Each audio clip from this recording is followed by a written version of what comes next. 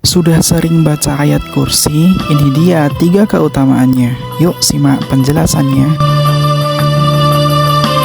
Pertama, membaca pagi dan petang. Mengenai orang yang membaca ayat kursi di pagi dan petang hari, dari Ubay bin Ka'ab, Nabi SAW bersabda, siapa yang membacanya ketika pagi, maka ia akan dilindungi oleh Allah SWT dari berbagai gangguan hingga petang. Siapa yang membacanya ketika petang, maka ia akan dilindungi hingga pagi. Hadis riwayat Al-Hakim. Kedua, sebelum tidur.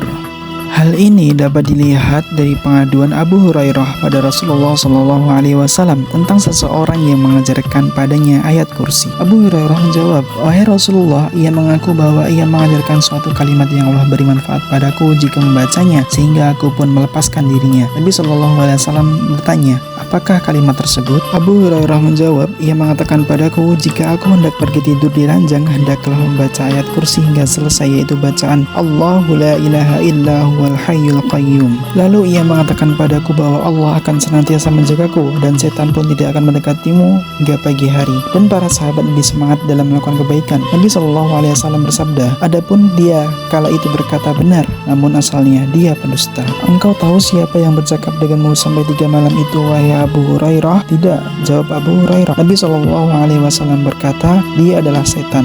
Hadis riwayat Bukhari. 3. Setelah sholat 5 waktu. Dari Abu Umamah radhiyallahu anhu, ia berkata bahwa Rasulullah SAW bersabda, siapa membaca ayat kursi setiap selesai sholat, tidak ada yang menghalanginya masuk surga selain kematian. Hadis riwayat An-Nasa'i. Apa yang menyebabkan ayat kursi lebih agung? Imam Nawawi menyebutkan, para ulama berkata bahwa hal itu dikarenakan di dalamnya terdapat nama dan sifat Allah yang penting, yaitu sifat ilahiyah, wahdaniyah atau keesaan, sifat hidup, sifat ilmu, sifat kerajaan, sifat kekuasaan, dan juga sifat kehendak. Itulah 7 nama dan sifat dasar yang disebutkan dalam ayat kursi. Yuk mari diamalkan.